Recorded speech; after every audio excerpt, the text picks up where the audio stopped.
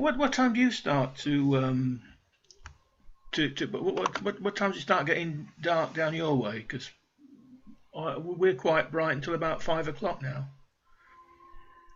Well, if it's a sunny day here, it's not completely dark till gone 6:30. Right. Really? Cripes. Gosh. But today, nobody wants to be outside. It is not very nice. It's pretty grey out there. It's more than grey. Well, it's wet and windy and yeah, certainly dodgy weather out there today. Oh, that's cheering us up. Hey, Clive, hello. Hey, how are we, folks? I'm loving the hat. Yes. Nice. Well, that's my standby Morris hat for when I'm not with a particular team. Very good, very good. all the best artificial flowers you can get. Yeah. In fact, they're really cheap. Oh dear. Well, I see all the regular recalcitrants are still here. No, recidivists, that's the word, isn't it? Recidivists. Yeah. That's us. Yeah, absolutely. Yep, we are here. Well, it's good to see Terry. Looks like he's, Perky. on pretty good form. I like the cravat. I wore a cravat at work for 30 years. For 10 years. And I was hated for it. Hate is not quite the right word. I was criticised for it all the time, so I kept wearing it. Before that, I wore a bow tie for nearly 20 years. Oh, right. Nothing like It's not a cravat, by the way, Steve. Clive? So it's not? It's a sort of jumper. Oh, I see. Oh, is it? Right. Well, it has the same effect. I think I'd wear a cravat. I love them. Well, Clive, if you wore a cravat or a bow tie or a tie now, nobody would see it because of your beard. Well, I suppose that's true. Yeah. Depends where you wore it. Oh, dear. You clearly have an imagination that's beyond mine, Stephen. I had this thing about I once thought about I'd like to wear a bow tie at work, but I had this thing where you couldn't wear a bow tie at work unless you'd been doing it for at least 10 years previously. So it was something you couldn't ever start doing, if that makes any kind of sense. It's just kind of something that people are born with, if you know what I mean.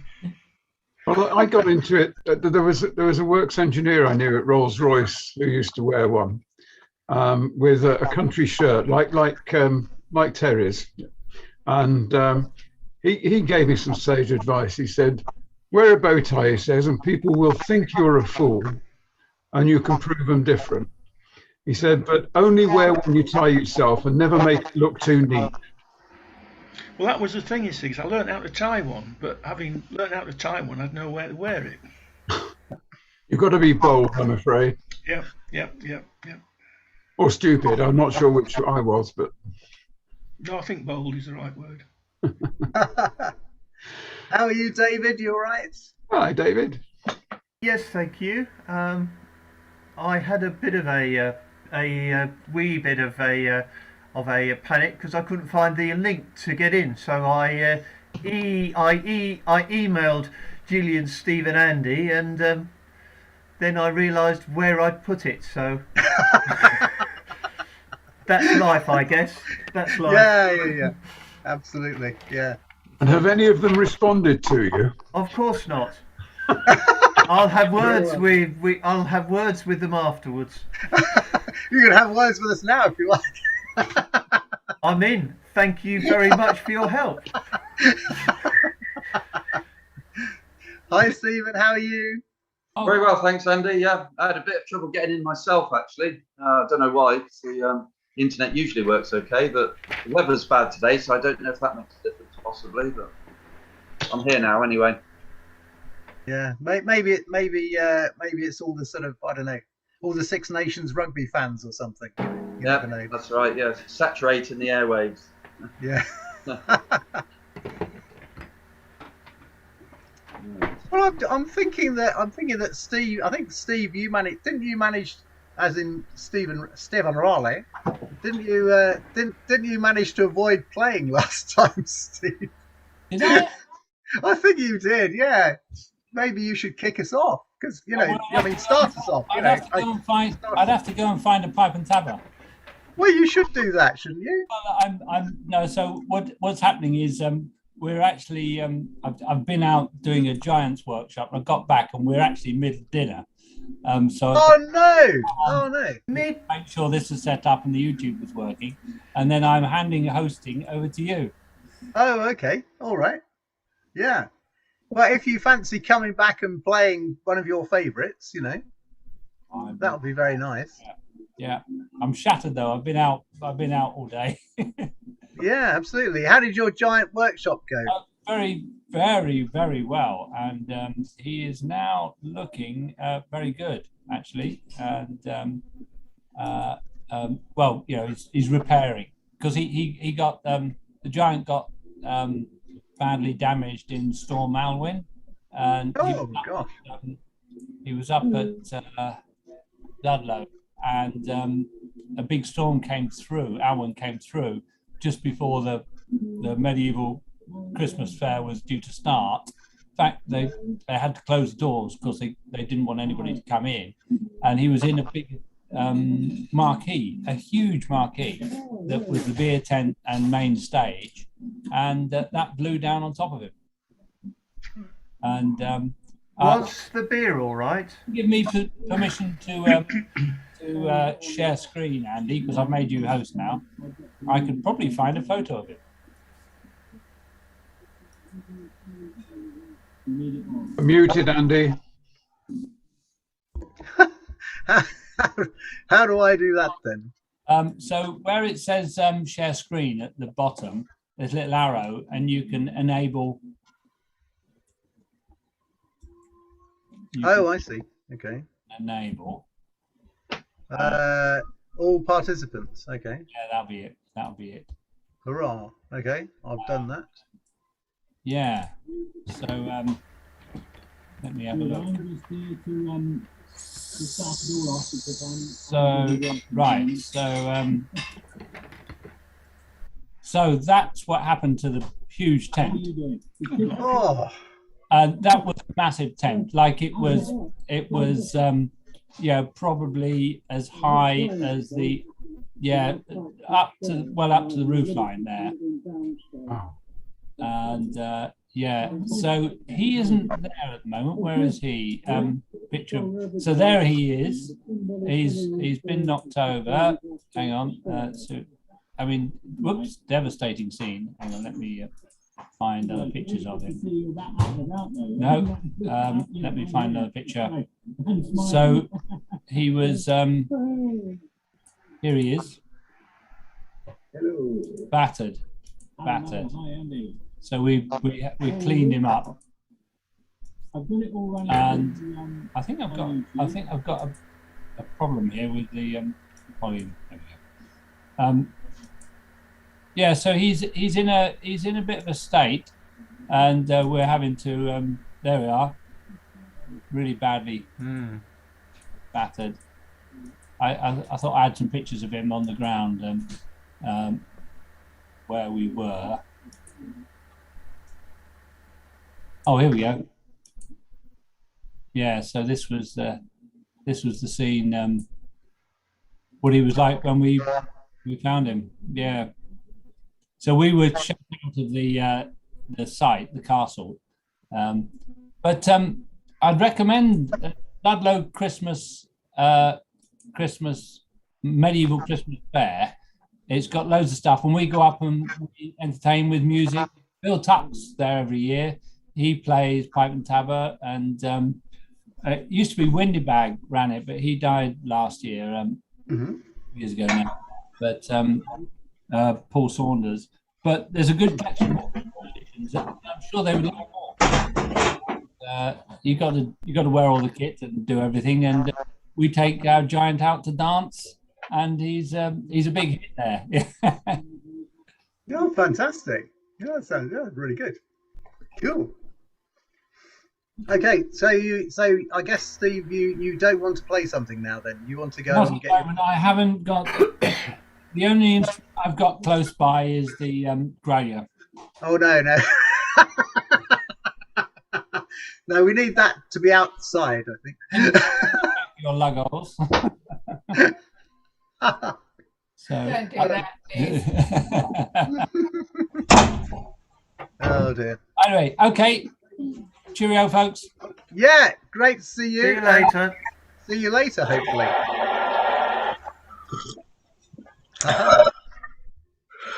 Okay, right. Well, I suppose we better get started with something vaguely vaguely related to the season. I guess I'm just going to play Dear is Sticky actually. If anybody wants to join in on that, I'm going to do it on a D pipe. It's going to be in G. I guess I'll do it with.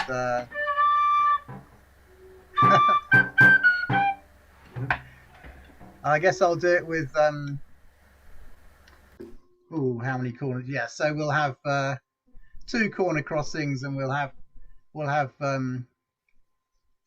the first 2 corners and the last 2 corners. However, that's probably going to be enough, isn't it? I'd imagine. Did you say a G pipe? No, it's a D pipe. I'm going to be playing it in G on a D pipe. Yeah. Yeah. Okay, let's see if.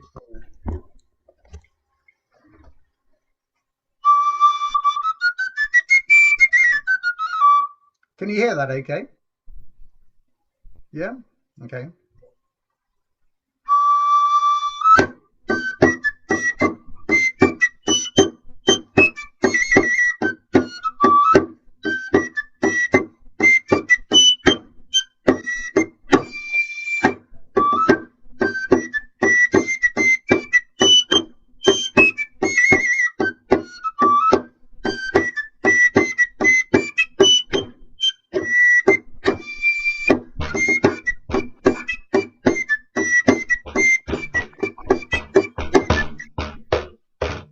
Right, Terry, you need to mute yourself. You need the magic of the mute when you're not leading. Aha. I'll start again. Here we go.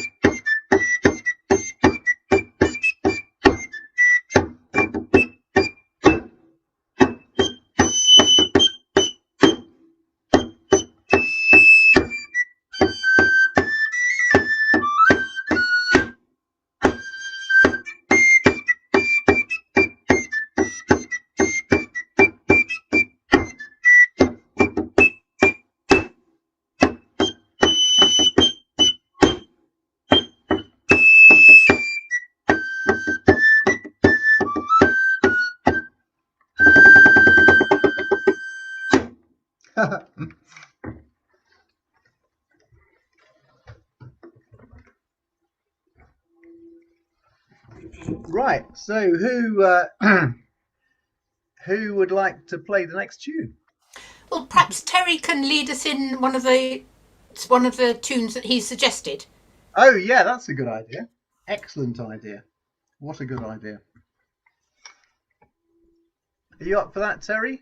Yep. Which one I'll start off with Lavender's Blue for Valentine's Day, which is tomorrow, as you all know. That's page 25, isn't it? In your book, I think. Yes. Latest book. Is it volume 6, is it? Yes. You should know this by ear. You can play it by ear, Andy, won't you? Right. Are you ready then?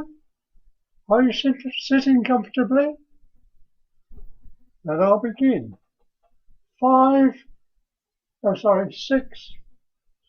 6 beats in. All right.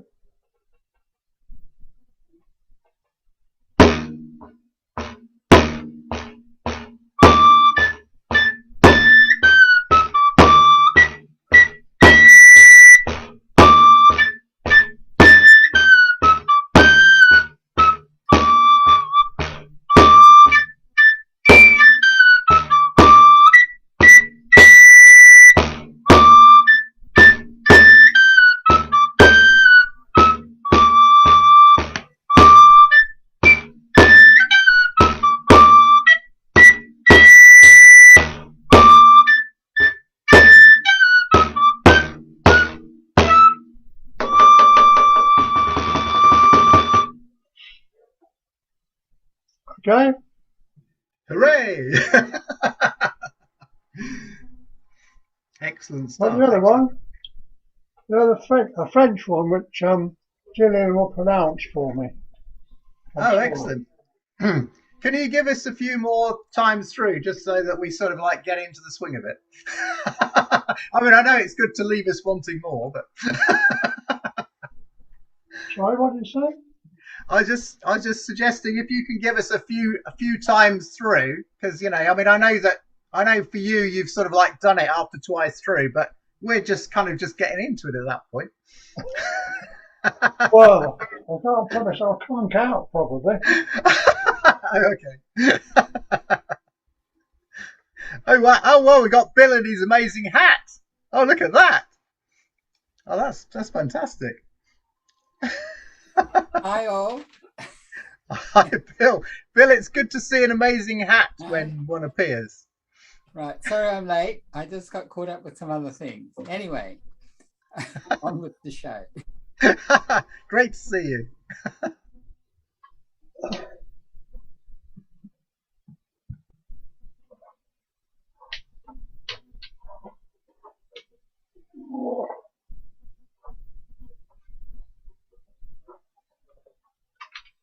Okay.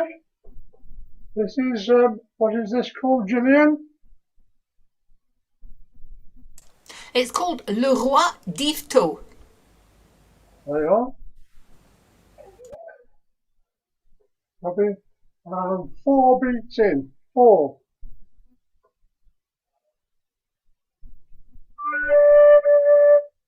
That's not one of them.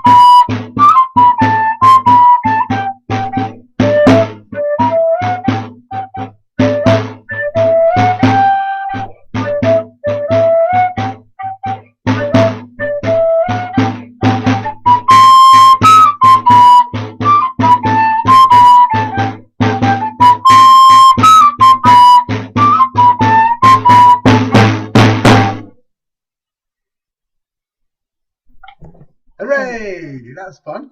That's a really nice one, actually. Yeah. So it says Richard Compton on it, but it's got this French folk song thing. So what's the story behind it then? Do you know what the story is?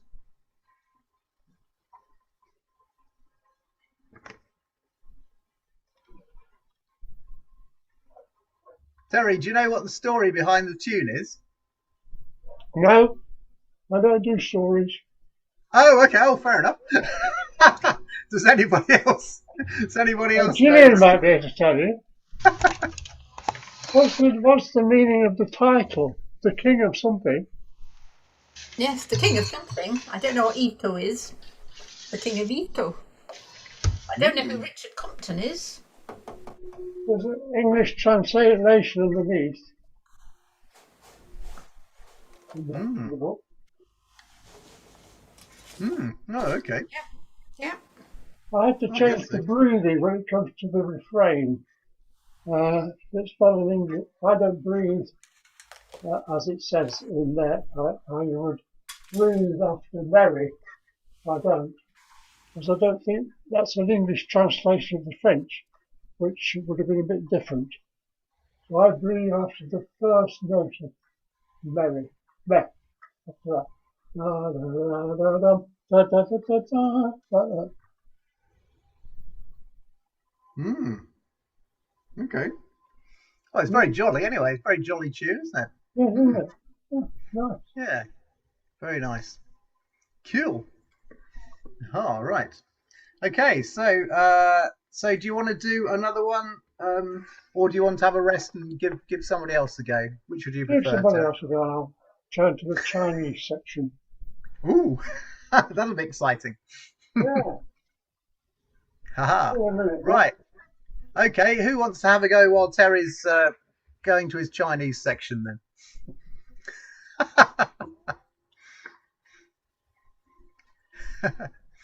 Oh, yes, we have modernist Neil. Yes, I'll have a Excellent. go. Right. Right. This could go badly wrong, but never mind. Where's my little stick one? Right. Okay. Which is it's basically well I know it's something to do with French. It's called La Le Pas de Loup, and it's a 3-part tune in G on a D whistle. But the format is A B C B, or it's meant to be, and it's schottisch.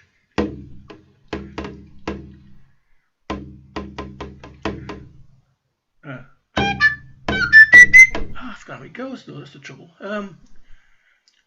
We might need to mute Terry actually. Terry, can you mute yourself while you're not playing? Yep. Oh, right, got it. Yep. Thank you. Right.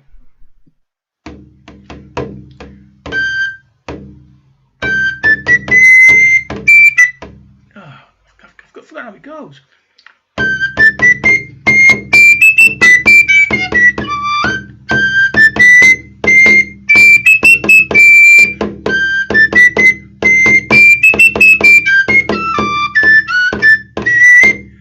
I have totally forgotten how this tune goes. I'll do something different. Much Wenlock, followed by a tune called Bagpipers. Okay.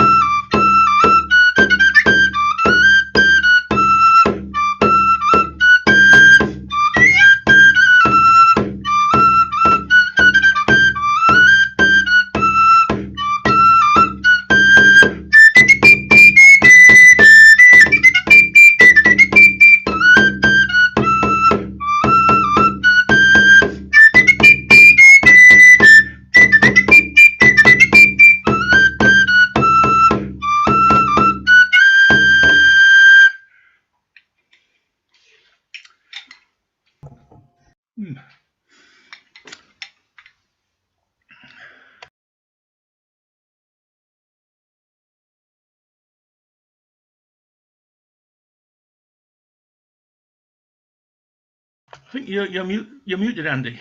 Oh, I'm sorry. What am I like? Yeah, well, I was wondering what the second one was. It's very, very jolly. Yeah, it's a tune called Bagpipers, and Bagpipers, of yes, course. and it's okay. a William Mittell tune. It comes from Romney Marsh area. Oh, Britain. right. Yeah. Very nice. Very nice. Mm-hmm. Well, hello to everybody who we haven't said hello to yet. Hello.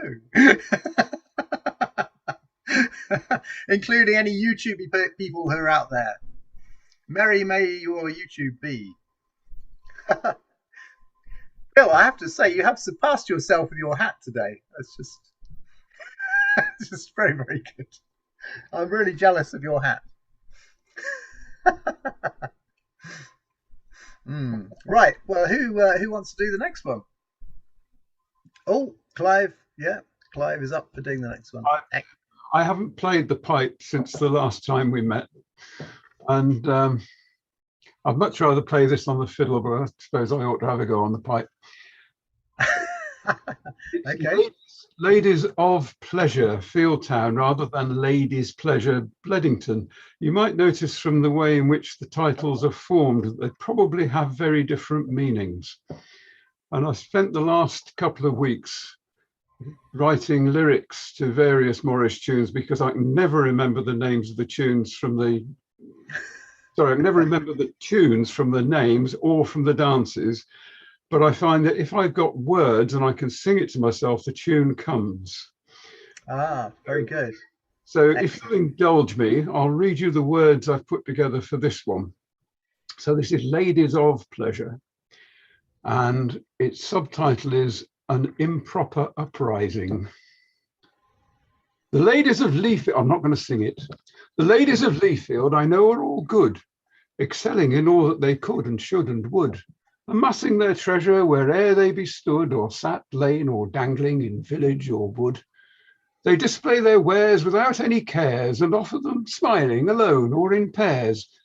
These ladies of pleasure, with ne'er mask nor hood, may rob you of your coin, but they raise up your blood.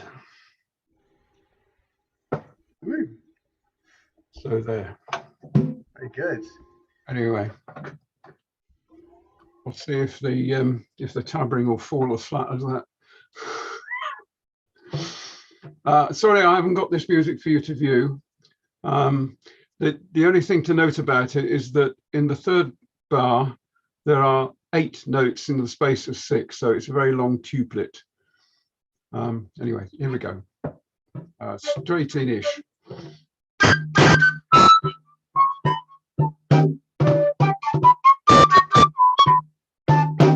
I don't think you've got your original sound on, Clive, have you? You're correct. Ah. Well done. It was on this morning. Oh well. Here we go. I'll try again.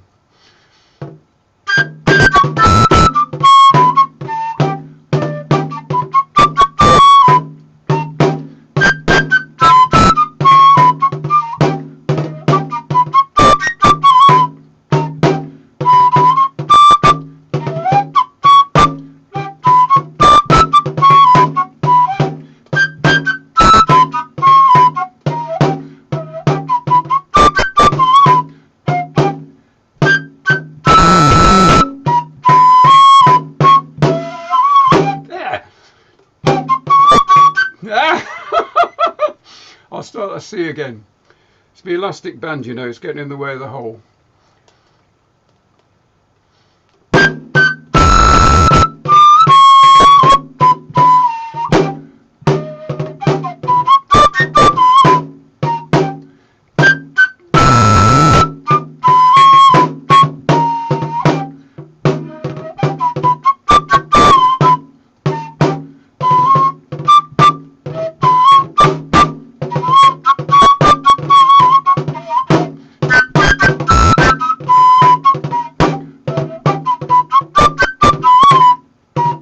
I'm going to give up at that. I hope this isn't being recorded for all time.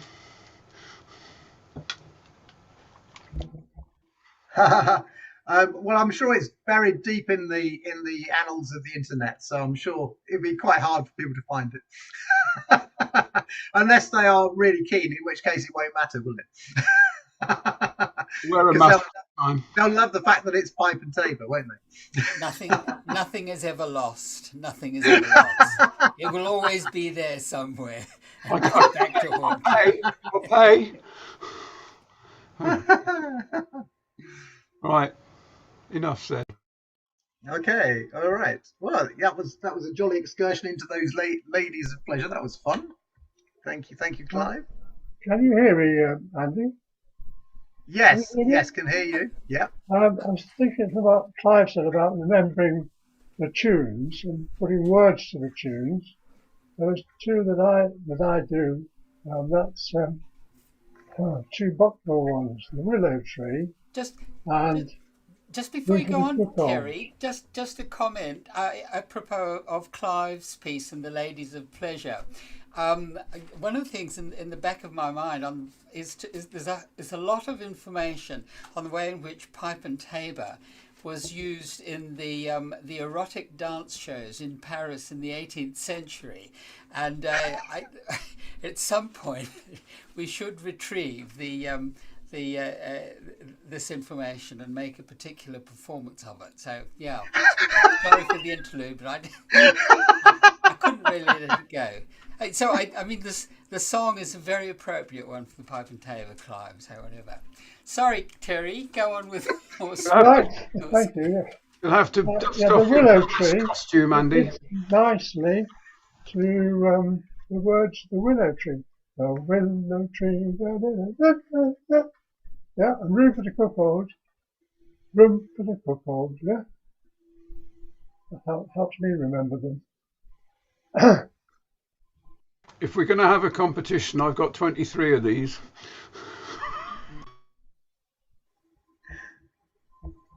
Well, can I get another one in? Because I'm going to do. Yes, yeah. Why don't you get another one in, Terry? Why don't you? Yes, yeah. Go on then. Yeah. Yes. Which one? Yeah, which one are you going to do? I've got Chinese New Year. Gong Xi. Gong Xi. Gong Xi. But it's page 42. I think.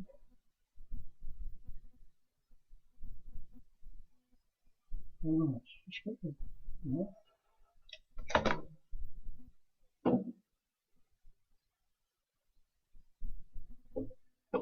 This is the year of the tiger now, if you didn't know that. Let's have a look. Right. Well, here we go.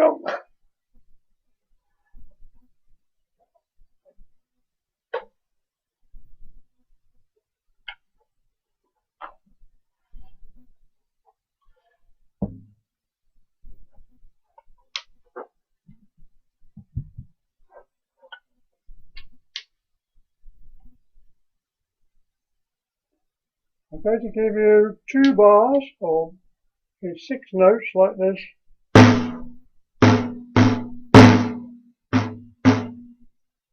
Okay, that's a rhythm to start off with.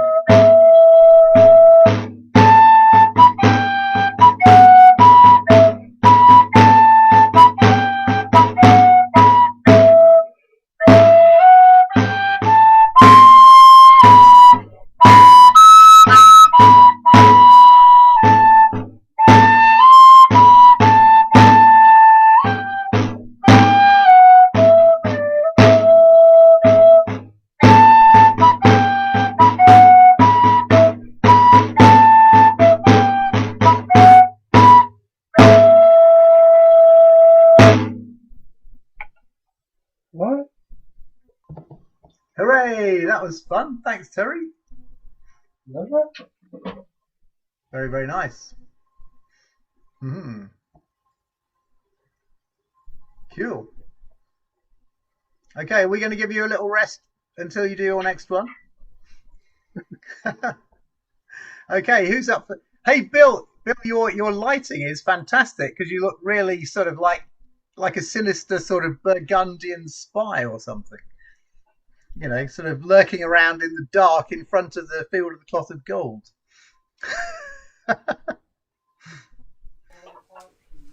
Yeah. Thanks, Andy. Is Steve? Has Steve got his mic on or something? I think Terry's got his mic on. Yeah. All right. Yeah.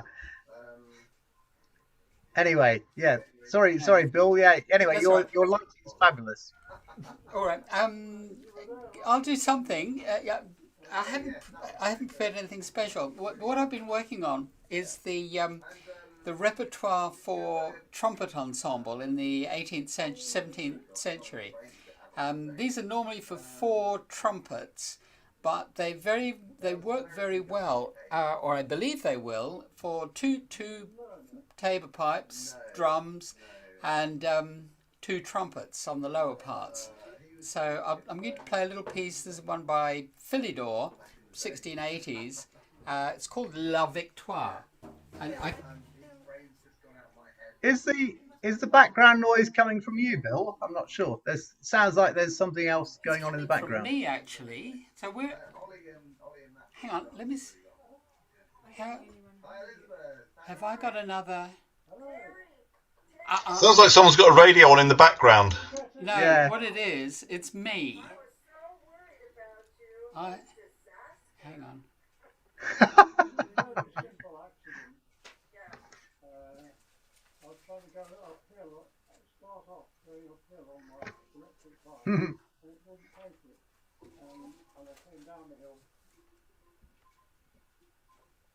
That's better. Ah, brilliant. What did So- it? Sorry, it was my fault. I had switched in initially to the YouTube session, and of course, and that was sitting in the background. I hadn't realised, so that was running through. Apologies for that. As I was saying, I've been working on the trumpet ensemble pieces from the 18th century. They work very well with 2 taborers on the top parts, and a couple of trumpets on the bass parts. So this is Philidor, the 1680s, called La Victoire. So I'll just play the top line so you can see roughly what it goes. But they're quite simple lines, and I think it'll work very well. Am I on original sound? Yeah.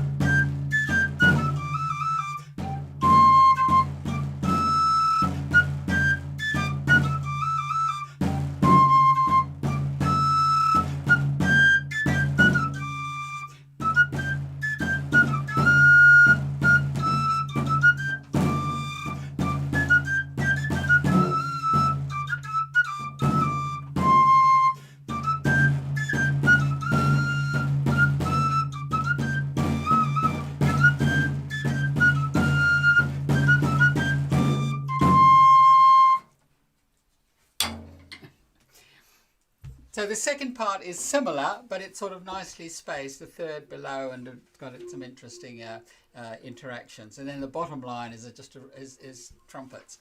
So at some time, when we do manage to get together, we can try something like this.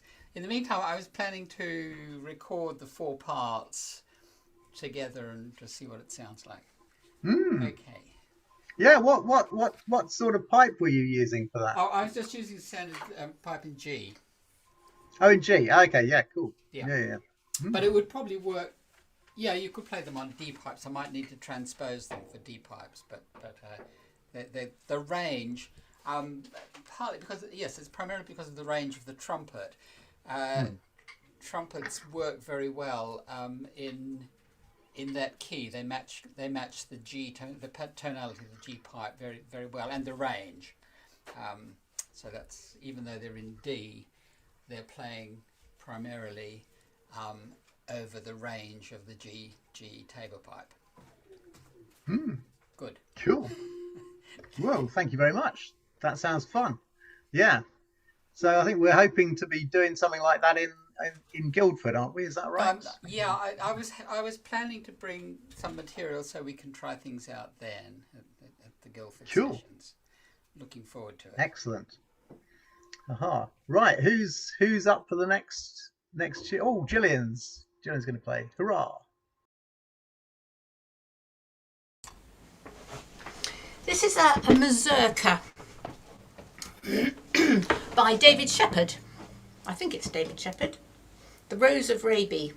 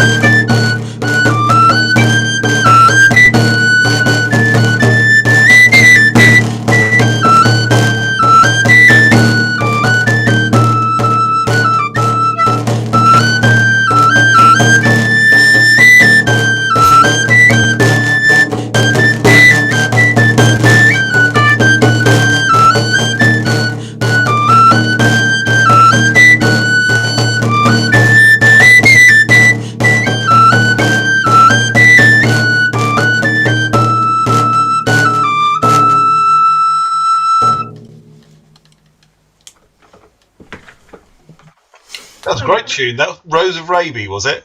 Rose of Raby, yes. Yeah, I've got it written down here in A minor, but of course that was in E minor, which fits superbly. Yeah. Wow. Oh yeah, absolutely. I'll work on that. Yeah. Very good. That. Beautiful. Yeah, it's one of my favourite tunes. It's lovely. It is, isn't it? It's lovely. Yeah. Really nice. Yeah. Yeah. Fantastic. He's a very talented man, Dave Shepherd, isn't he? Yes. Yes. I can't play it, but I know enough of it to pick out, I can sort of pick out sort of phrases and things. So there's sort of like, it's like putting a framework on, and then I'll be able to fill in the bits at a slower pace, perhaps. Brilliant. Yeah, fantastic. Yeah, that's very, very nice. Aha, right. Who's up for the next tune? Well, shall I go? Because if I sit around too much, I'll just sort of get the wobblies and I won't play at all. Oh, well, we can't have that. Okay.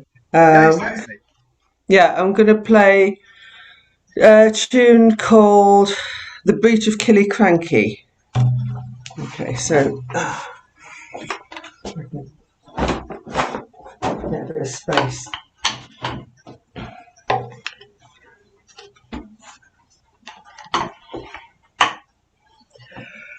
Let's see.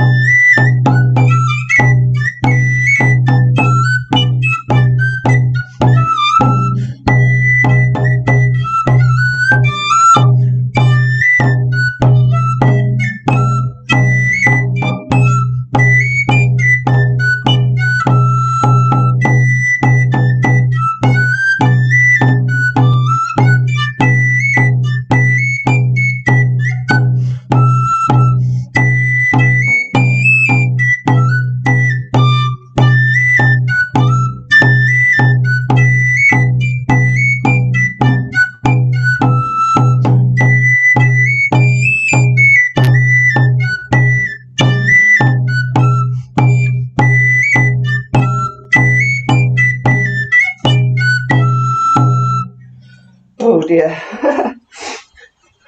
I think I'm having problems just calming down and breathing while I'm playing.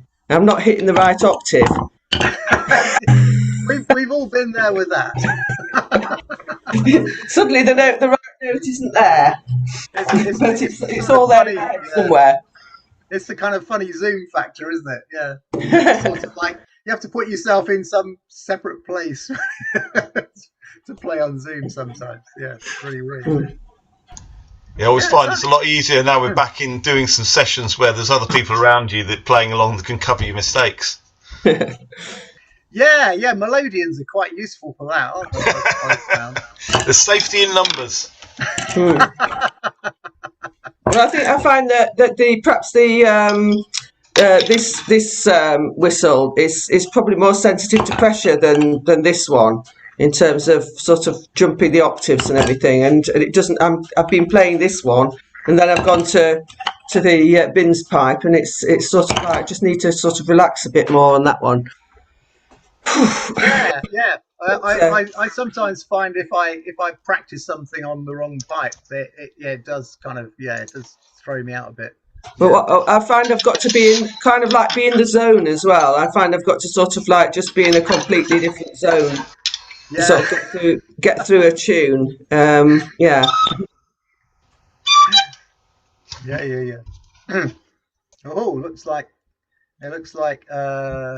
yeah. So Jason, are you tuning up? Do you want to play something, or are you? Yeah, sorry, I was fiddling around, not realised I wasn't muted. Sorry, so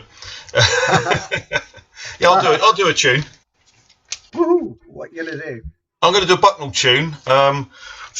I'll do Old Black Joe. Ooh, excellent. And sort of slightly different tabling to your normal strong week. See how it works.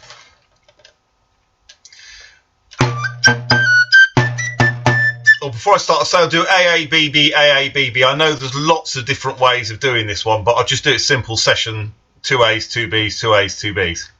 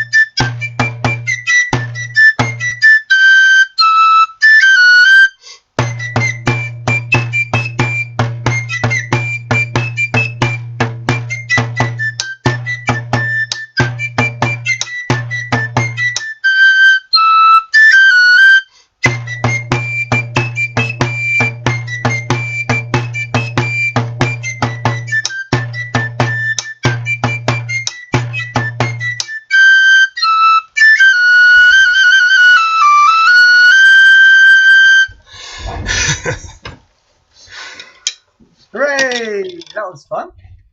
Yeah, it's a difficult one to do after you've learnt the other version of Black Joke. To sort of. Oh yeah.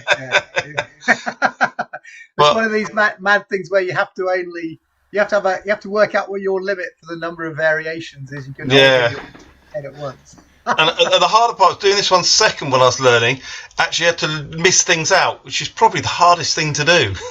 Automatically do. Don't play anything there. Do nothing. Yeah. Yeah, it's got so much drive in it, that tune, hasn't it? Yeah. Yeah. Really good. Imagining people prancing to that. Really good. Yeah. Okay. I will say I'm going to have to go soon because I'm going to go and ring some bells for in the local church. So I'll hang around for another couple of tunes, and then rather than interrupt, I'll just say goodbye now because I'll have to go and. I should have done Ring of Bells by that Litchfield tune, but I'll have that ready for next time. Okay. Excellent. Yeah, and how are those small Tilbrooks doing? They're all right, are they? They're all right. They're watching a Harry Potter film downstairs this afternoon, so they're all right. They're vegging out at the moment. They didn't want to come along and interrupt or assist, or whichever way you want to look at it. Do any Morris jigs? No, fair enough. maybe next time. Maybe next time I'll try and encourage them for a bit of a Morris jig. Excellent. Yeah. Cool. Okay. Yeah. Aha. Right. Who's up to play next? Do we want David? Do you want to play something? If nobody else is going to, I'll have a go. Brilliant. I'm going to play something from Terry's book, volume 6, page 59. Not quite sure how to pronounce it. It's a Catalan tune, Heruria or something. The Heria. Page 59. Beg your pardon. No.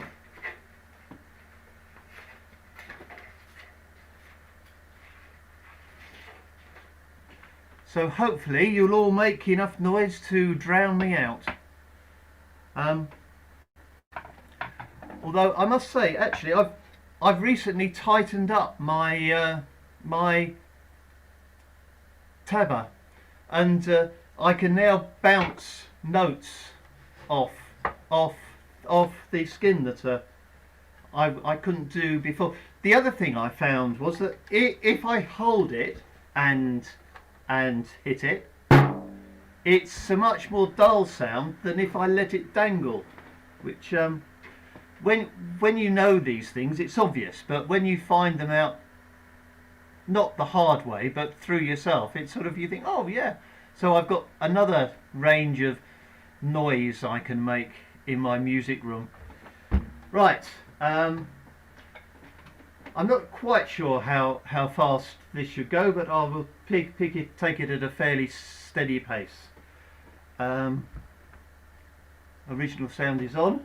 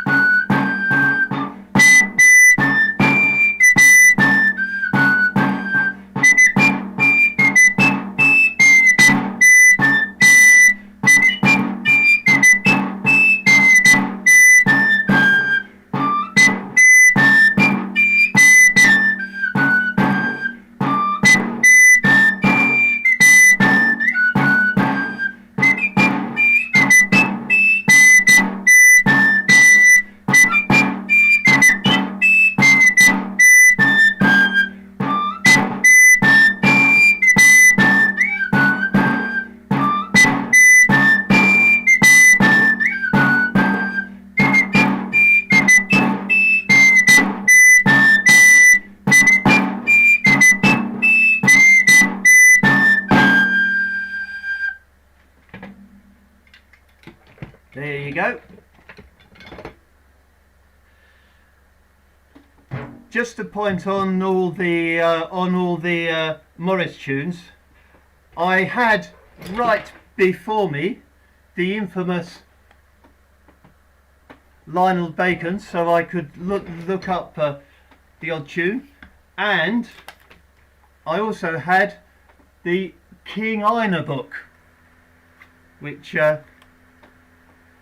Clive will know well, and I notice it's now 10 years old, so that's a bit scary. So what's in the King Ina book? I'm not familiar with that one.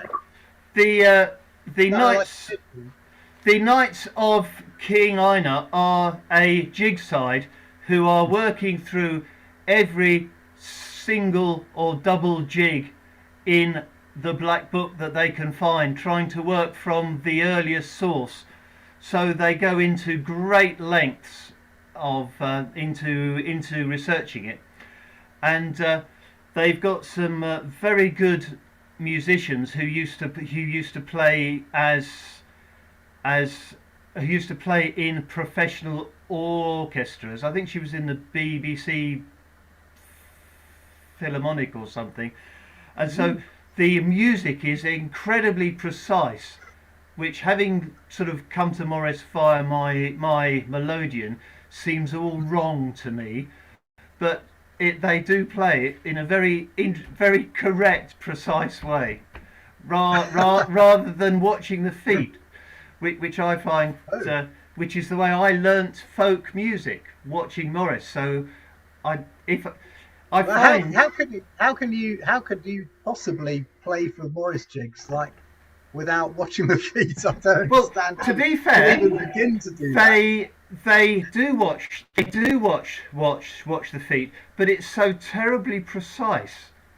Oh, okay. The music, whereas when I play for Morris, I get most of the notes most of the time. They get 120% of the notes right 120% of the time, and you think, how do they do that? They just turn on, and out it comes, and it's just quite amazing. So I'll ask Clive, are you going on the 20th of March? Yep, I'll be there. All right.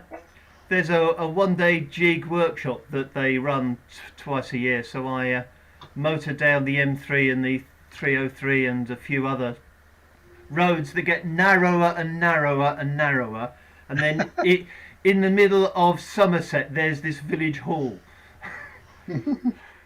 And if I can come back on your observation of the playing, part of the reason for the precision, is that they read the music while they're dancing, but also Janet and Tony are both professional musicians. I know, they are brilliant. They really are. Janet has played for Royal Ballet and the BBC Symphony Orchestra and all sorts, and Tony was a session guitarist.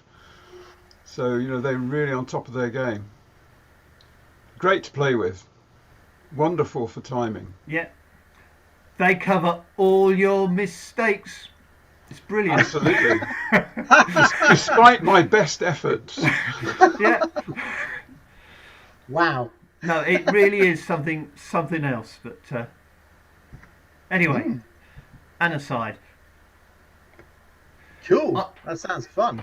I do have one other. I'd like some advice, please. I've got this. I was given this. D pipe was owned by Ian Dunmore from Kennet, and it's quite old, and it's pretty manky inside.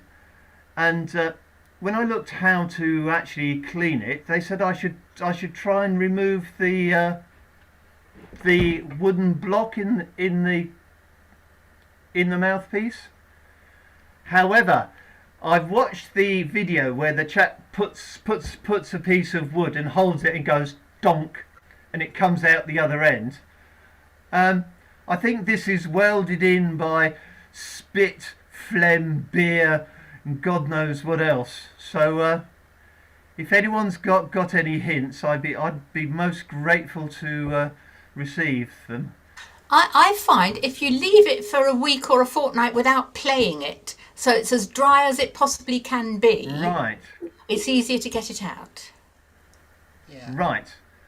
That's it then. Gillian has the right idea. If it's moist, it's more stuck in there because the wood swells. But generally, putting a piece of dowel down the pipe and tapping it with a hammer, it should come out. Yeah. Then you can clean it. So I'm going to make myself look quite stupid. Talking about these blocks, I'm assuming we're saying the bit here is the block. Yeah.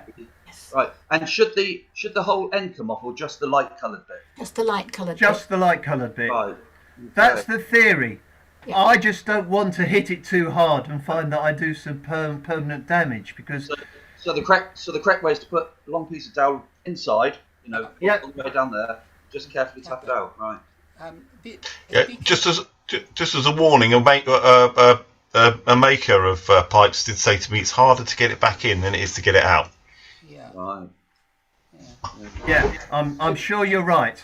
And the other thing is to be careful with the surface that forms the windway. Don't scratch it or anything. Yeah. You have to be really Yeah. careful with that. And how often would you recommend taking this out? It depends on how much you're playing, I suppose. But it does. It depends how long you wait between eating and playing the pipe, I would imagine. I would suggest, David, that if the windway and the space immediately in front of the block can be cleaned by some other means, that you don't need to take the block out. And you risk splitting the wood if you do hit it, or breaking the head off, or any number of things. Well, I haven't hit it hard. I've sort of watched the YouTube, and I also spoke to Mark Binns about it, and he said err on the side of caution. So the only reason to take it out, really, unless you're a lazy cleaner, is if you want to change the block to change the voicing. Well, last time, this whole point, this question that you got was going through my mind because I was thinking, I just felt as though my Mark Binns pipe had gone a bit unstable, and I thought, do I need to clean the block, and do I need to clean it, or do what? And I do the sort of cleaning out, and he's given me a bit of dowel, and he's given me the this nice thing which I can use as to sort of dry it out. But then somebody started talking about the fipple, a word I'd never heard before, and about cleaning that with a bit of ribbon, which happens to sort of be dangling from my little diary, and I did that, and that's what that solved it. So I put the ribbon, I put a piece of ribbon up there, like somebody said, and gave it a little bit of a tweak there. I think to be a service, no charge. Thank you. That was through the wind hole, through the fipple and the wind hole, was it? Yeah, through the fipple and the wind hole. Yes, coming up that way. Yeah. Just a word of caution. For many of my pipes, I've been playing them for years and never cleaned them, and they work perfectly well. So it's probably if it ain't broke, don't fix it. Is partly a word of caution. Yeah. Because it's true, you can damage things if you take them out. And excessive cleaning is not a good idea. No. Applies to everything, actually. No. You might remember the last session we clog with gunge or something, then you may have to knock it out to clean it. You may remember the last session we had, and I did a tune and it died halfway through. Fortunately, I know the maker. He's in the same Morris side as me, and he looked at it. He said there was an alien body in there. I don't know what sort of alien body, probably some leftover food or something. But that does happen, and it was really. I am really lucky that I see him once a fortnight usually. Can I just add something to what I said last time about the ribbon? This was the ribbon I showed you, and I said that all I'd done was put some super glue on the end and tapered it so that it was stiff. And when I put it in my whistle, I do it this end, and it comes out like that. And the reason I do it that way is because you can damage the front of the windway if you go the other way, especially if you poke it with a stick. And the actual profile of the lip of the windway is vital to the quality of the sound you're going to get and the ease of playing. Some makers will chamfer them off, some will round them off, some will leave them square, but it all depends upon what's happening elsewhere in the fipple. So I would suggest cleaning from the mouth end rather than poking anything into the. A ribbon shouldn't damage the wood, of course, but best to do it the other way, really. Anyway, enough said. Can I make a really stupid suggestion, which is just keep playing it? Yeah. Well, the only thing with it is it's not that in tune. If when I'm playing on my own, it's perfect, of course. But if I play with anybody else, some of the notes are really quite flat, and some are a little bit open. I mean, it's not a big deal because I tend to play on my own when I play it out. But I just felt I ought to give it a bit of TLC, really, because it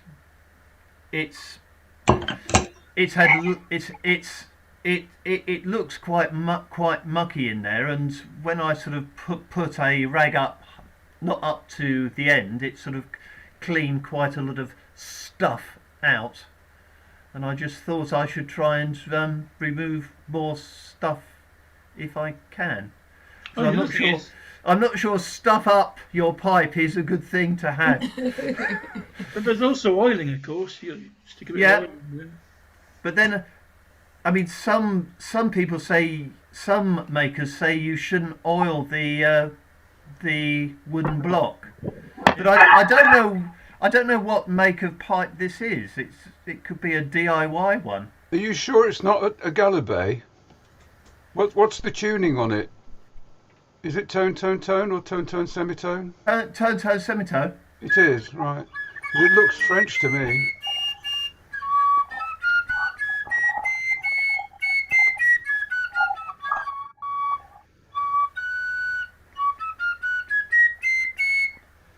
I mean, it sounds all right like that, but if you were to play along with it, you can be slightly less impressed.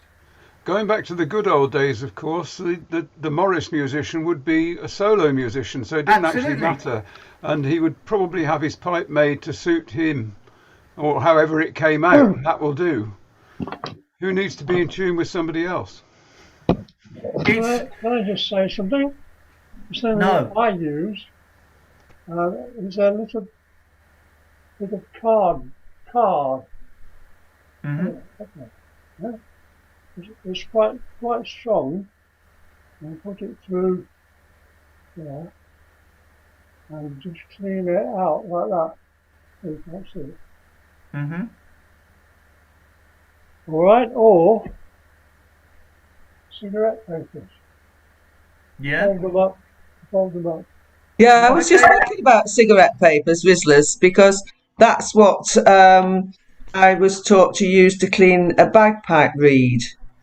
I mean, this is usually bagpipe reeds that I use are made out of yogurt pots. You know, they're not the sort of reedy reeds, but they were still, you know, to actually clean out. John Swain would demonstrate using the Rizzlers, but it's been a long, long time since I've had any of those. Well, I noticed a word of warning about cigarette papers, though. I put one in a clarinet key to take the moisture out, and it took the moisture, became very soft, and that was a few years. It's still in there. Oh dear. I think you're better off with cardboard. You can't get the quality of weed these days. People don't use Rizzlers anymore. Okay, thanks for that. I shall go away and experiment. See if it gets a little. See if I can perk it up. I think's the phrase I'll use. I'm not sure tune it up is going to happen. But, so back to my old Generation D with someone else's D whistle head on it, because I didn't like the blue one. it didn't seem to be easy to overblow, and I had this D pipe that was easy, so I just pulled it off and popped it on. Very good. And then put a little ring on the end. Oh yeah, very executive. Oh yes. It means you can hit yourself in the face with it.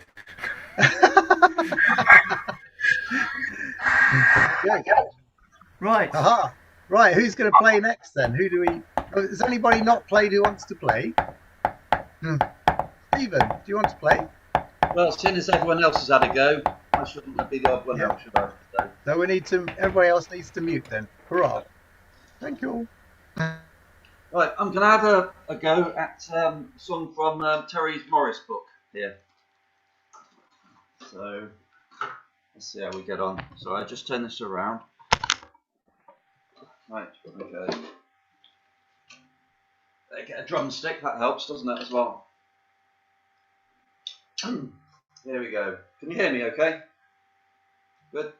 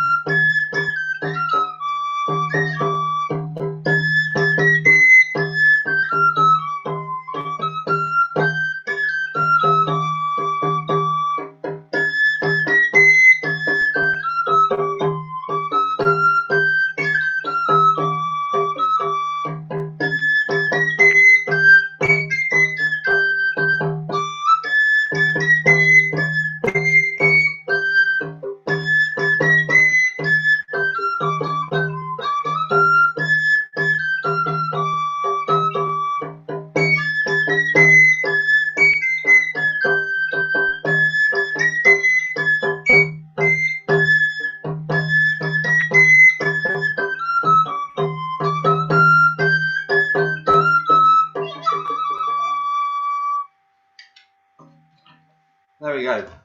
That was my effort. Very nice, very nice. Was that a C pipe? It is, yeah. Yeah, very nice. Got off a guy in Hungary a while ago. Yeah. Cool.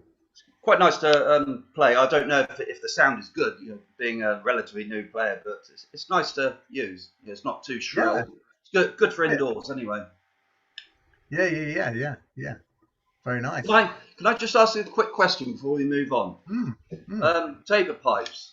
How tight should this be? I mean, does that sound okay as it is, or should I tighten it? It's massively a matter of opinion. Right. So every Taborer will have a different view on how tight or slack your Tabor should be. It's just really, it's kind of quite mad really. And that's one of the lovely things about the whole taboring business, really, is that everybody's just got so many different ways of doing things. Yeah. I mean, I didn't say it because I think there's a problem with it. I mean, if I press it, it moves in quite easily, but it sounds okay to my ear anyway. But I fit the vellum skins to banjo ukuleles, you see. And people like them really tight.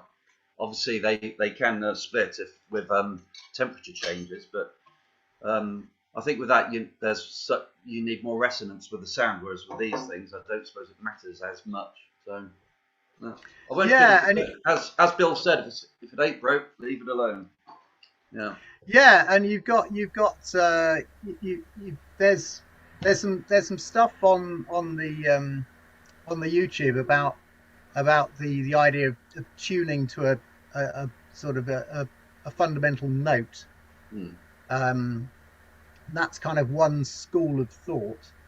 That's very much the Carlos Mas way of doing stuff, from the Catalan end of things, and some other people also try and make sure their Tabor is in tune with the kind of fundamental note that they're most often playing. But there's a sort of another school of thought that it's kind of quite useful to have a fairly sort of dull sound to sort of hit and get people off the ground if they're jumping about. So it's just like completely different views on all of this stuff, which is really nice actually. It's a really it's a really fun aspect of the Taborers. Yeah, that's right. I love it. It's great.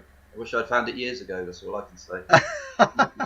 I think the main thing is that everybody always just loves the fact that Taborers are so different, you know, and celebrates the diversity, which is really nice. Yeah. Yeah. Haha. Well, what you should do actually is try and come to a sort of an in-person thing. We've got the Guildford thing coming up, and then we've got the weekend in June where we're hoping to do the mystery plays, the international festival in York. So yeah, if you come along to one of those, then you'll just hear lots and lots of different Tabor sounds, and you can sort of have a think about if there are any of them you particularly like or particularly don't like. Yeah. Aha. Right, who's up for playing next? Clive, you're up for playing next, are you? I'll have another go. It's the first time ever I've done two on one of these. Normally people have gone away by now.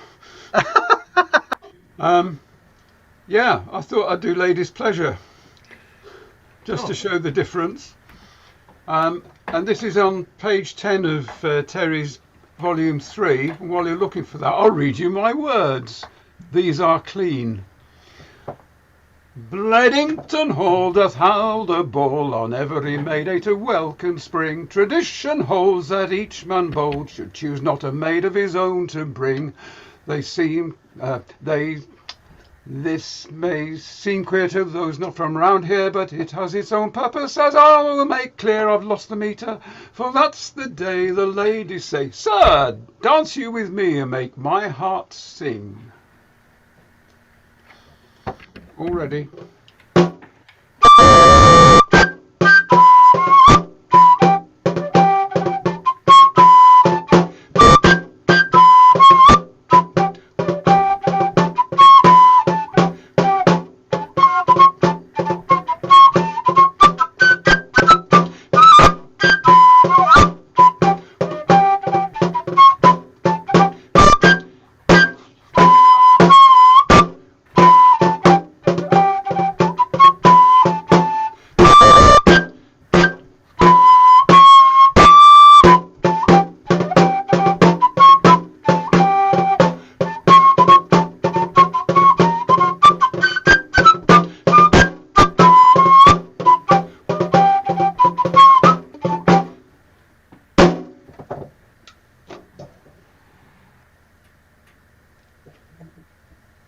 Hooray! That was fun. Yeah, you definitely remembered the difference between the two there, didn't you? That's good. Something that a lot of us have struggled with sometimes in a tight situation. Well, there's no relationship between the tunes at all. They're very, very different. The only commonality is they're both 6/8, of course. Yeah. I always try and remember the Fieldtown one by thinking about the funky sort of backstep rhythm, and then sort of try and reverse engineer it from there. And do you play the version with the tuplet in, like I did? With the eight notes crushed into 6. Yeah. Because you've got to do you've got to have the funny backsteps, haven't you, to fit that? Yeah. Well, I've only ever seen one side dance it, so I don't know what people normally do. That one. Oh, okay. We actually had a workshop on it a while ago, and we had Ollie dancing it. And yeah, so it's probably on the YouTube somewhere. Yeah. I can't remember if it's one of the ones where Ollie was in increasing levels of gloom in his pink shorts. I can't remember. It might have been.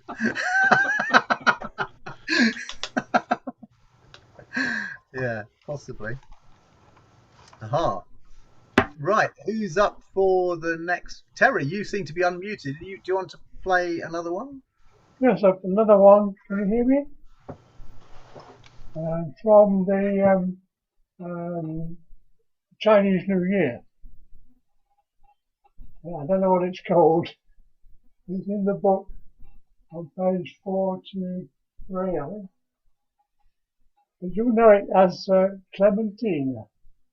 Clementina, la la la la. I don't know how on earth it came to be Chinese, unless they stole the Clementina and put Chinese words to it. But there we go. So, yes, it's 5 beats in. It's not. Right? And it's a D pipe.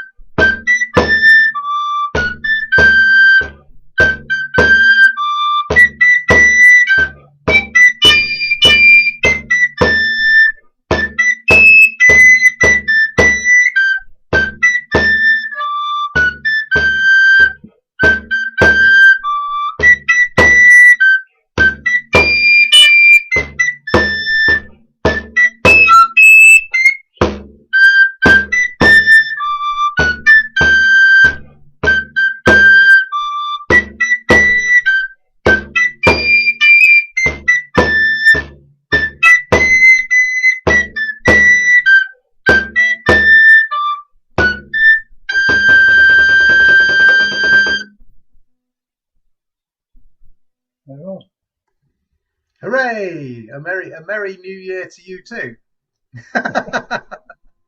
Very nice. Happy New Year, Happy New Year. Did you say it's the year of the chicken or something, Terry? Sorry? Which Chinese year is it now? Tiger. Tiger. Oh, the tiger. Oh, is it? Okay, very good. Very good. Mm. Right. Very, very appropriate. I've got a tune. Andy, I've still been working through the triple time hornpipes. Oh, awesome! There's a familiar one. I don't know if Terry's got it in his book, but it's actually quite a well-known dance tune. The Dusky Miller. It's actually used to accompany Pulcinello's hornpipe. So it's a hornpipe triple time. I'll try and remember it. I haven't played it in some time, and I don't have the notes here, so we'll see how it goes.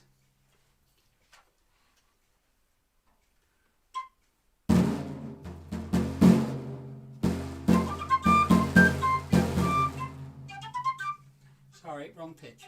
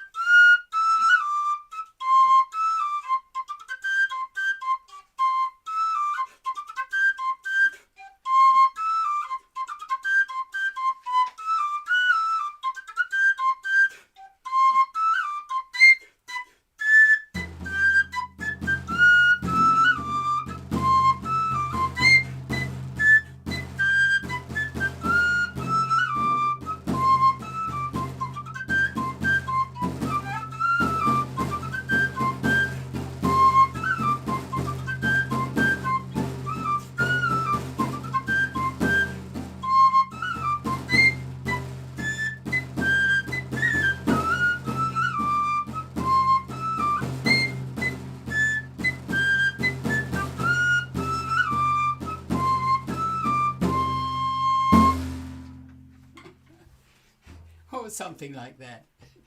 Very good tune. Oh. I must try and remember it. Thanks. So is the sort of Punchinello's thing going to happen in any sort of reduced form with a Commedia festival or anything? Or should you wish to, yes, in 2 weeks' time, I'll send a note. I'll send the program round. In fact, I'll do that as soon as we finish. But should anybody want to join us in that, it's still open. That's in 2 weeks, Saturday, 2 weeks time. But I'll send a notice. This is the Commedia Festival, which we combined with the Winter Warmer one year, and it was a great success. I'll send the program around. A lot of it's online. I mean, it's online, but it's being live streamed, so you can watch it online. The accommodation in the actual theatre is fairly limited. We don't have too many seats there, but it's all live streamed, and we may yet do. If there was sufficient interest, we will do again the Pulcinello's rather crazy parade from Sands Film Studios to the Norwegian church to delight them with a performance of the death and resurrection of Punchinello, the famous piece. Thanks for reminding me, Andy. Oh, it looks like we've got Elizabeth appearing. Oh, that's exciting.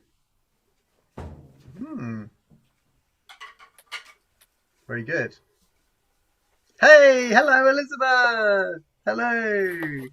Hello. Sorry I'm late. A few technical difficulties, but it's so great to see you. It's lovely to see you. Yeah. And Terry, hello. I'm sorry to intrude. I don't know where you are on the schedule, but I just wanted to tell you all I love these sessions, and I'm happy to be here. Excellent. Well, we got about half an hour left. So do you need to get undiscombobulate yourself, or do you want to play something now?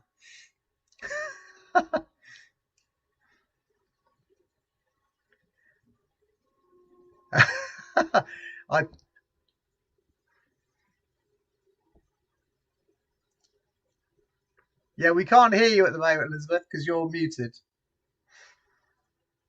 No, I won't play today. I've been too much going on.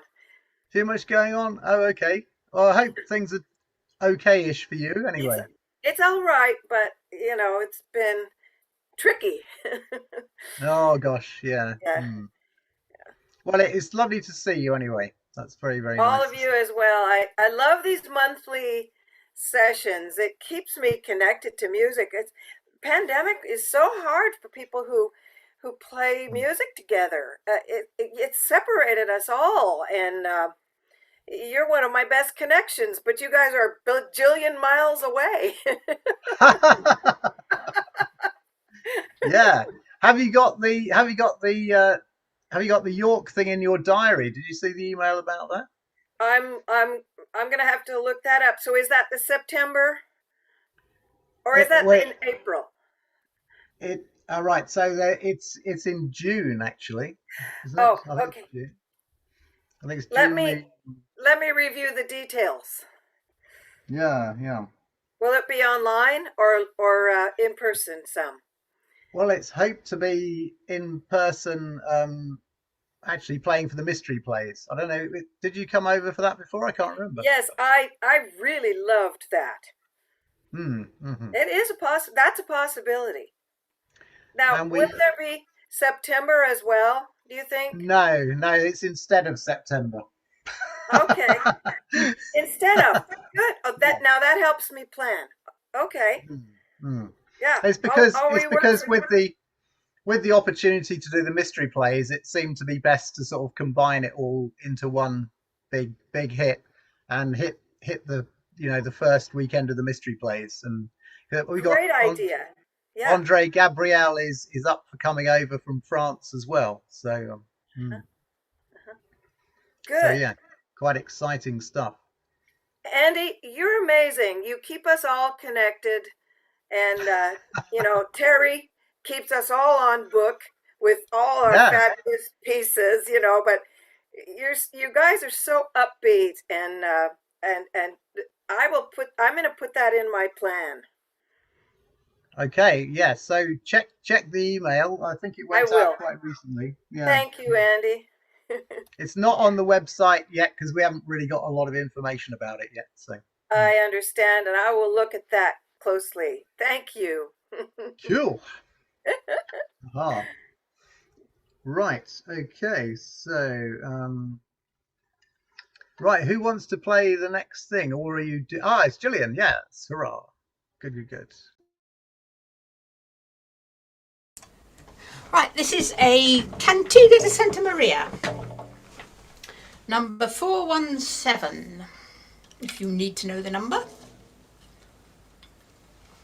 I don't think Terry's got this one in his in the book, but I'd have to look at that again.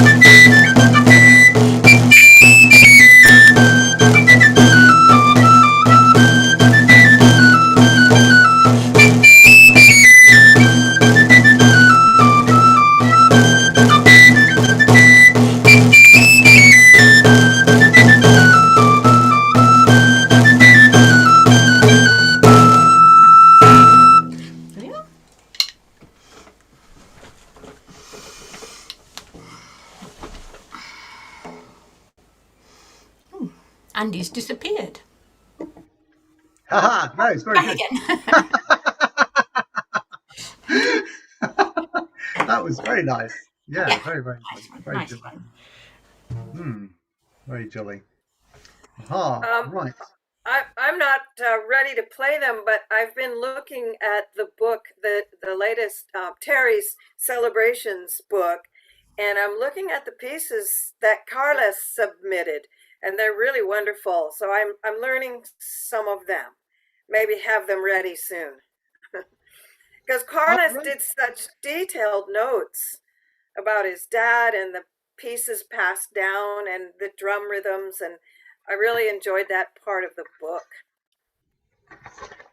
So I'm practicing. Very good. Excellent. Yeah. So, well, that's an interesting point, actually. Do we want to have a particular theme for because the next one's going to be part of the online festival, online sort of winter warmery, very late winter warmer thing.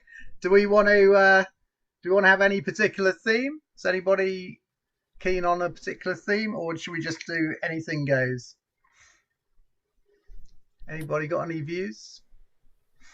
Well, it's sort of a not the English springtime, but like the Beltane, the Irish, and the March festivals. Maybe something like that. I know English May Day is in May, on the 1st of May, but there are lots of spring, Beltane, March things as well. I don't know. Okay, anything to do with spring, I guess. Woohoo! Or the banishing of winter. Vanishing of winter. There, yeah. Instead of spring, which will be our May theme, obviously, but the banishing of winter. Chasing the evil spirits away, and I don't know. It's the first weekend in March, isn't it? It's still within the carnival period. Yes. So, I mean, whether we want to do carnival-related things, which covers quite a lot. Yeah. Oh, does it? Oh, okay. Yes. Cool. That might be. And carnival is usually, before Lent, but it also, there's a whole season across many cultures for March celebrations.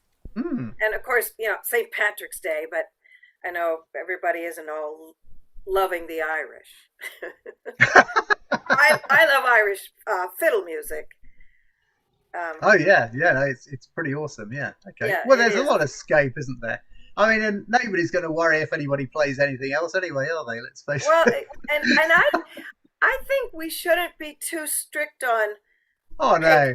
Page 3 or themes, but we should invite people to just play what they're working on. But exactly, those are good ideas. Banishing winter is good.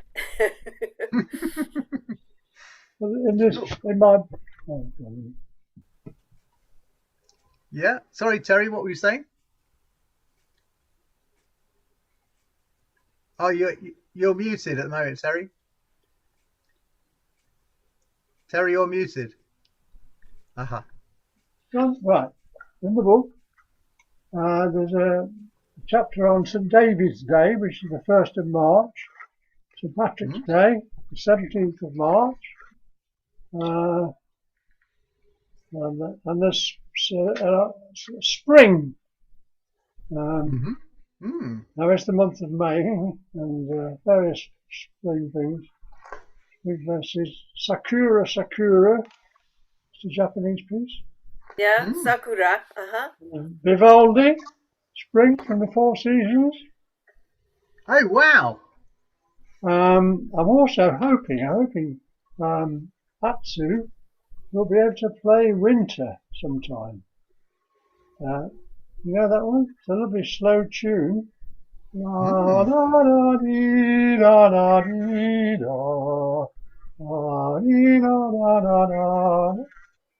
But and the orchestral version is always his original. It's pizzicato strings accompanying that. There's a Japanese instrument which is plucked, which I've heard play in one of Atsu's ensembles. I think that would be ideal to accompany the pipe on Winter. So I'm hoping he's going to do that sometime. Well, why don't you email him suggesting he should do that at some point? Yeah. I've emailed him.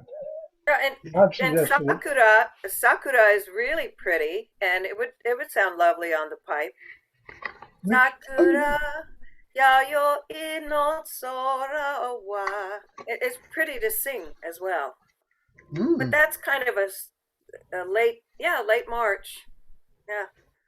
Can I be xenophobic? Don't forget April 23rd is St. George's Day. Absolutely, very good. And Shakespeare's birthday. Very good. Yeah, good point. Yeah. So we could do almost anything, really, couldn't we? St. David's Day.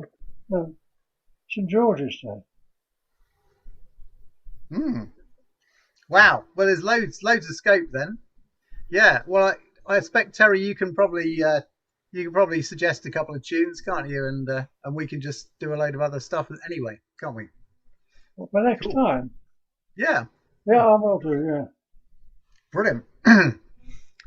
Okay. Oh, we don't have all that long, do we? Right. Well, I suppose somebody ought to play. Somebody ought to play the Valentine, really, shouldn't they? Oh, yes. So I'll give that a go. It's not the easiest tune in the world. Okay. I'll give it a go. I'll give the Valentine a little go.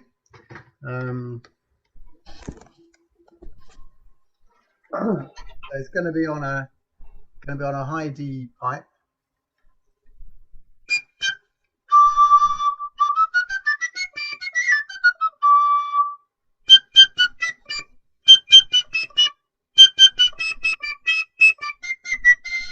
Is that coming through okay?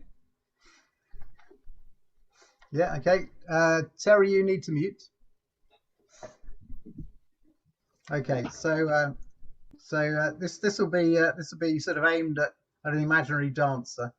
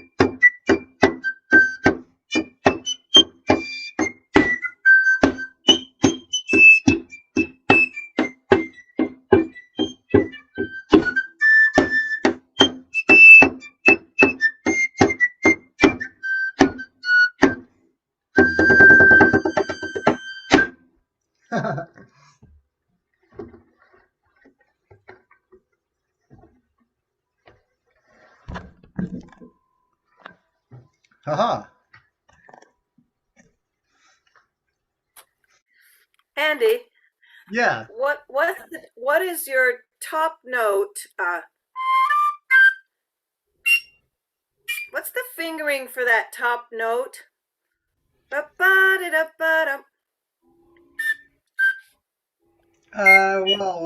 I do.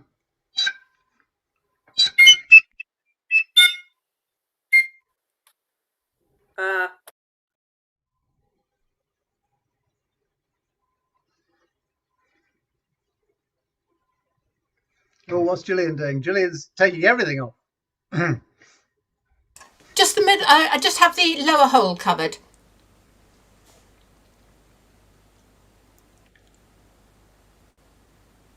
Oh, you just have the what? What do you mean lower one? You mean the one nearest the end? My middle finger. My middle finger. Yeah. I'm the same. Yeah.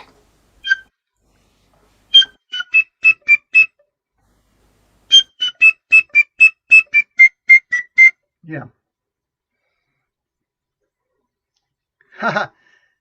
Is that what you? Oh, you okay? Yeah. Well, that's what I do anyway. Yeah.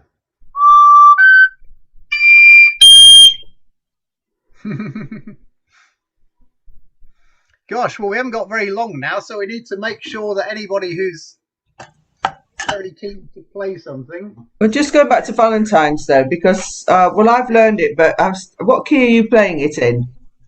Well, I'm playing it in the key of G on a D pipe. Because I play I miss off. I play it lower down. I can get the whole lot apart from the leading notes, apart from the. Yeah.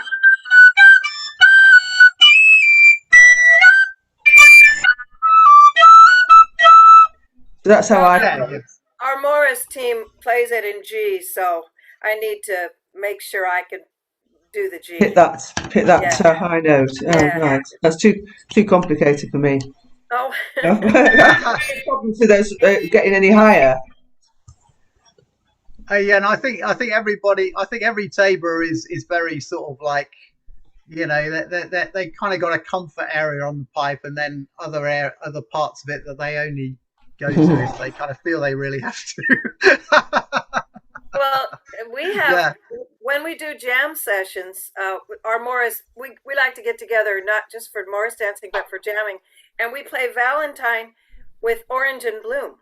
They go together so well. Oh. And so we play the Valentine, and then we go into da da da da da da da da bum da da dum, and we even play the slows, a couple of slows just for fun. But Valentine and Orange and Bloom are a great coupling for musicality, just for jam sessions. Very nice, very nice. Aha. Right. So, well, we haven't got very long. So, who wants to play more before we stop? That's the thing. We might be able to fit in two, I suppose. Well, can I just make a little suggestion? Steve. Yeah. I saw on YouTube, you guys were playing in, I think it was Gloucester Cathedral. And you were playing, is it Eddie Bayo 2-0 Heavenly Queen? Is there any chance of perhaps us doing that as a group session now? Just go for it, play it as a group thing, because it sounded so good when you lot played it in the. Yeah, I think Gillian should lead that. Which book is it in, please? It's in the first book, book one, the white one. Volume 1, and it's on page. Where are we? Page 5. Is it pitched for the D pipe? Does it start on? It is. Yes. Yeah. G. Starts on G. Yeah. Starts on G. Yeah. Right. Right. Let me just mute myself. Right. Now for this one. Morris dancers, Morris musicians must forget they are Morris musicians, right? It's not a jig. Terry, you need to mute. Is it, Andy?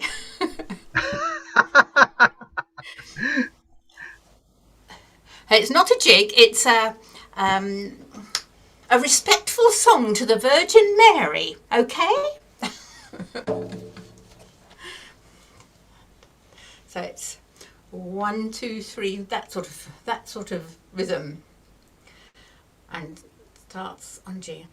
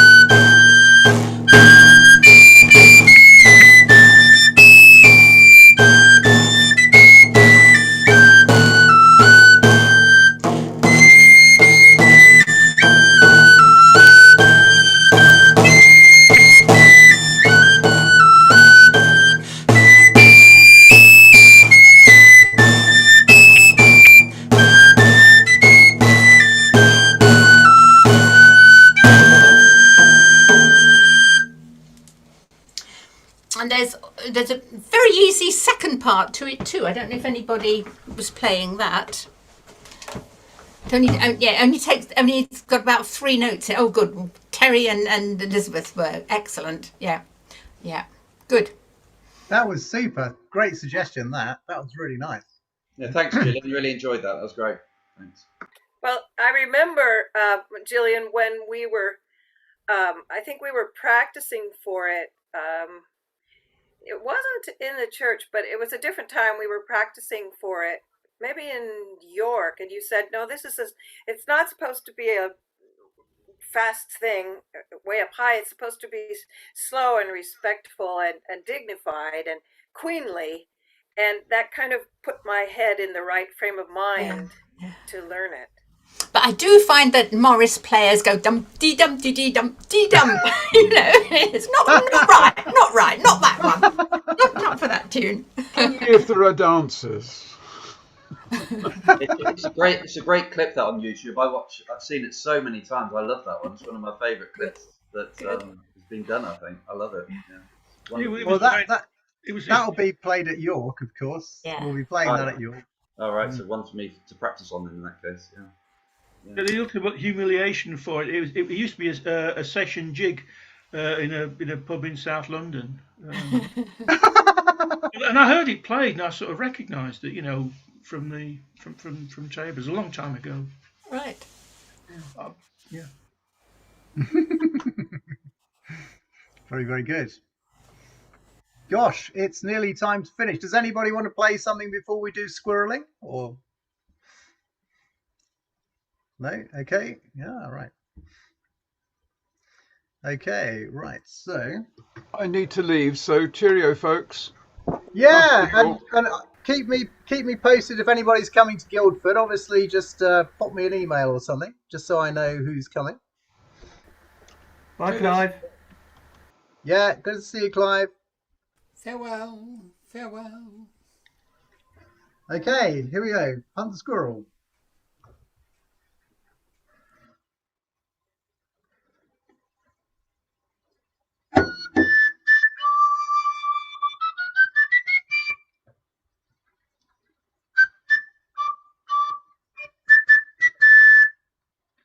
Okay.